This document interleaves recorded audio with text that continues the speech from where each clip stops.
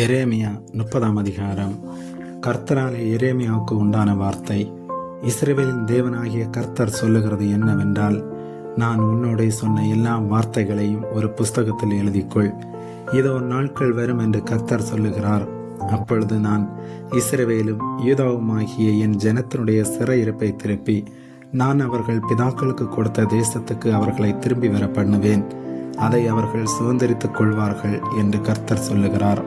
இவைகள் கர்த்தர் இஸ்ரவேலையும் யூதாவையும் குறித்து சொன்ன வார்த்தைகளை. கர்த்தர் சொல்லுகிறது என்னவென்றால், தத்தளிப்பின் சத்தத்தை கேட்கிறோம், திகிலுண்டு, சமாதானம் இல்லை, ஆனாய் பிறந்தவன் பிரசவிக்கிறதுண்டோ என்று கேட்டு பாருங்கள். பிரசவிக்கிற ஸ்திரீயைப் போல புருஷர் யாவரும் தங்கள் இடுப்புகளின் மேல் தங்கள் கைகளை வைத்திருக்கிறதையும் முகங்கள் எல்லாம் மாறி வெளித்திருக்கிறதையும் நான் காண்கிறதென்ன?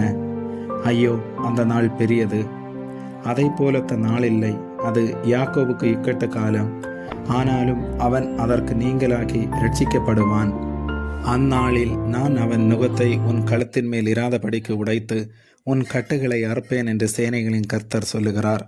அந்நியர் இனி அவனை அடிமை கொள்வதில்லை. தங்கள் தேவனாகிய கர்த்தரையும் நான் தங்களுக்கு எழுப்பப் போகிற தங்கள் ராஜாவாகிய தாவீதையுமே சேவிப்பார்கள்.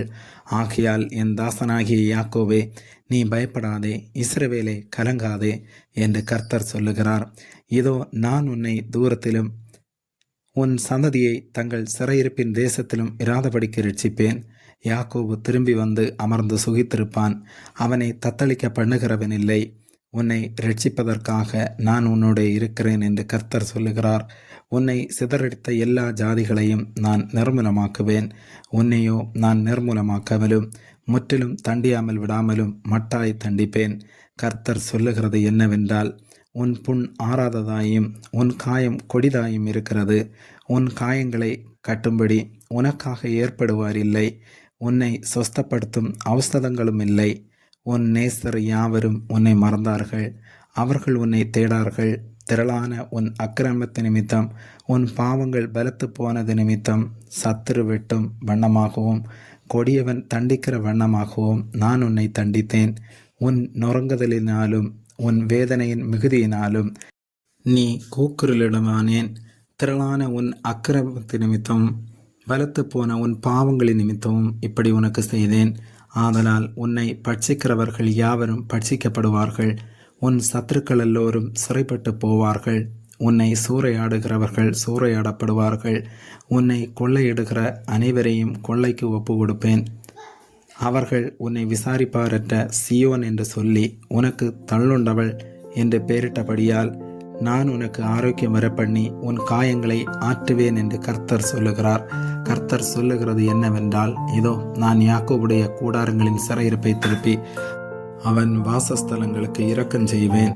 நகரம் தன் மண்மேட்டின் மேல் கட்டப்பட்டு அரமனை முன் போல நிலைப்படும். அவைகளிலிருந்து ஸ்தோத்திரமும் ஆடல் பாடலின் சத்தமும் புறப்படும். அவர்களை வர்த்திக்க பண்ணுவேன், அவர்கள் குறுகி போவதில்லை. அவர்களை மகிமைப்படுத்துவேன், அவர்கள் சிறுமைப்படுவதில்லை.